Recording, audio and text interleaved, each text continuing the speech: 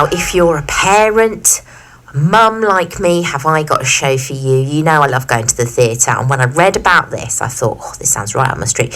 It's called Priscilla, Queen of the Disaster, and it's heading to Aylesbury Theatre's Norman Bragg Studio in March. The lady behind the show is Susie Corcoran, and she joins me now. Good evening, Susie, how are you? Hello, I'm good, thank you. How are you? Yeah, great. Thank you for coming on the show. So tell me all about Priscilla, Queen of the Disaster. What is it all about? So the show is about the survival of the early years of motherhood and looking at the sort of heavily curated version of motherhood that we see out there online, and sort of comparing that to the messy, chaotic version of it that is the actual reality, and sort of breaking down those barriers and letting go of perfection and embracing all of the disasters that happen along the way. Oh, I love the name. Is Priscilla you? Yes. So the story is mine, and it's a story that, so from when my boys were, I've got two little boys, and from when they were like 2 and newborn, and it's like the story of me sort of becoming a mother of 2. And Priscilla is me. I have actually changed my middle name to Priscilla, which was how the show came about. And then somebody said, "Oh, do you know what? You're the Queen of the Disaster." I was like, "Oh, that works really well, doesn't it?" So yeah, that's me. Oh, I love it. I mean, this really appealed to me because I have 4 children, so I'm right there with you. Wow. As a queen of disaster.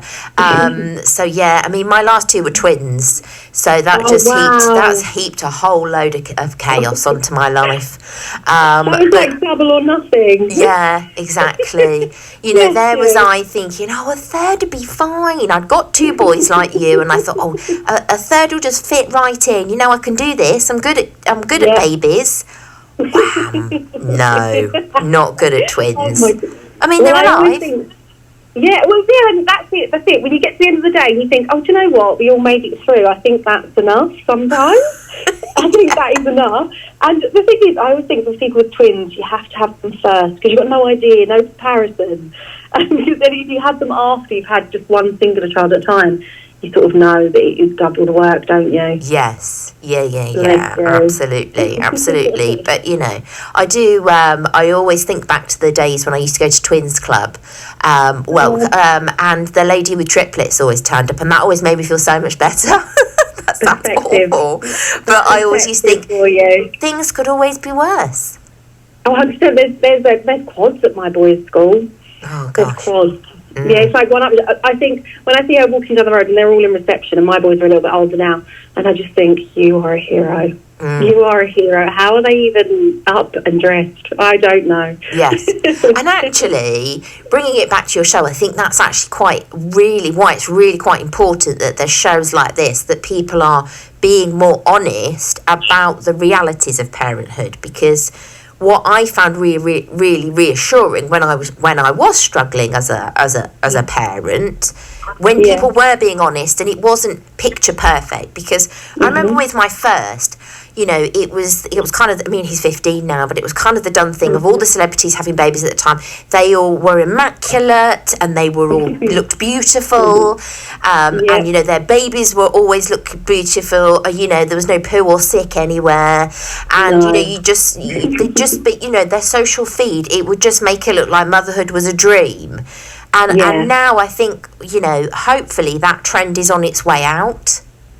Yeah, well, that's kind of the aim. I mean, I know I'm not the only person doing this, but there's a few, like, influencers out there and authors and stuff who are writing some bits about it as well. And I can't encourage that enough, because I just think that, like, it can be so isolating if you're looking out into the world and thinking, oh, God, it doesn't feel like that looks. And actually, social media and all these things are a snapshot of a moment. And I do think it's so important to celebrate the beautiful moments that happen, but actually be really real about how, you know, how, like, I've never felt, it's the extremes of all emotions. I've never felt so much love, but I've also never felt as guilty.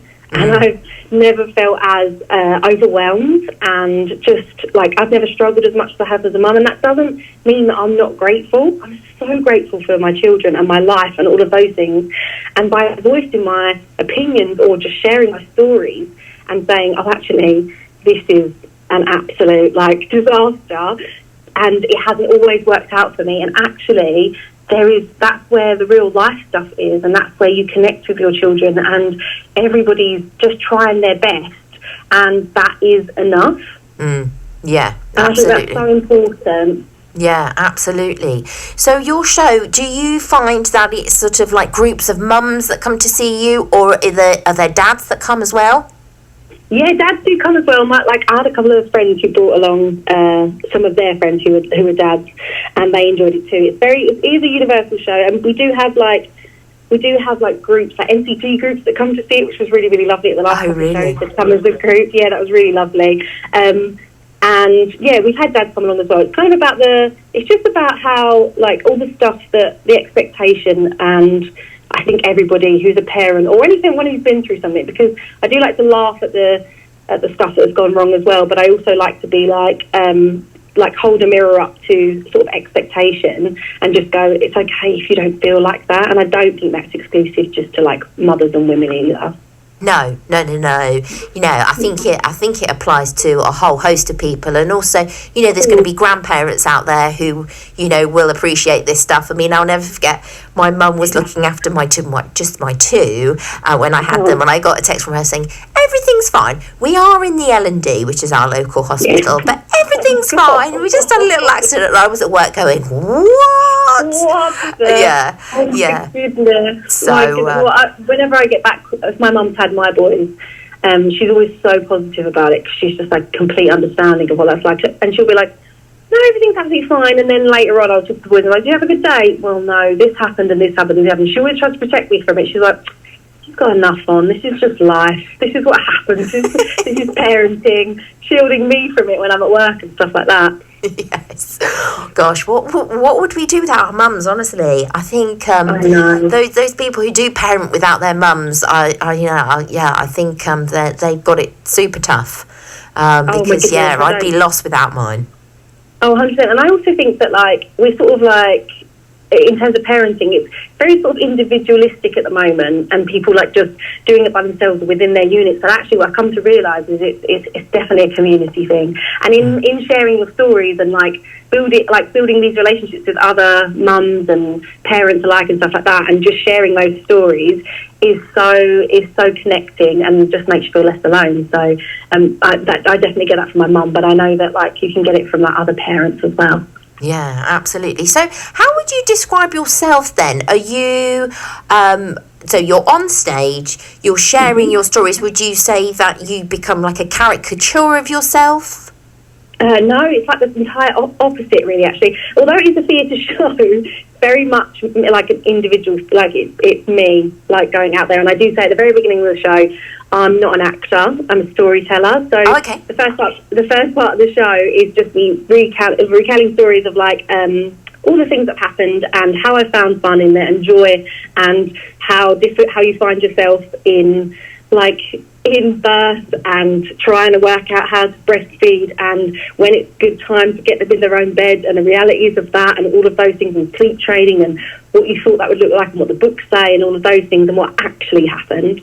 And then I sort of talk about the impact on our relationship. So with your partners, and I'm separated from my ex-husband, and so it's about that journey into single parenthood as well, and about how unexpected that was, but how it's kind of like has been, although it isn't a life that I sort of chose, it's one that I found not only resilience in, but also just complete and utter joy and gratitude for my little family unit. Yeah. Well, it sounds fascinating. It sounds really, really interesting. Thank you so much for coming on the show and telling us about it. So if people are listening and thinking, right, okay, I'm going to get my girlfriends together, I'm going to get my NCT group together. And actually, talking about NCT groups, I still see mine on a regular basis. They're like my little, they're my crew. Your lifeline. Yeah, that's absolutely. So lovely. So I heartily recommend anybody, if you're about to have a child, join a group, because it will help you no end. But yeah, I digress. Where do we get hold of some tickets? So if you go to my website, which is itsokaysusie.com, if you go under the theatre show tab, it has all of the up-and-coming shows and the Aylesbury shows under there, and that's on the 17th of March. So I would really appreciate that. Fabulous. Thank you so much. It's been really, really interesting to chat to you, Susie. Thank you. Take care. Thank you. With a podcast, you can tell us.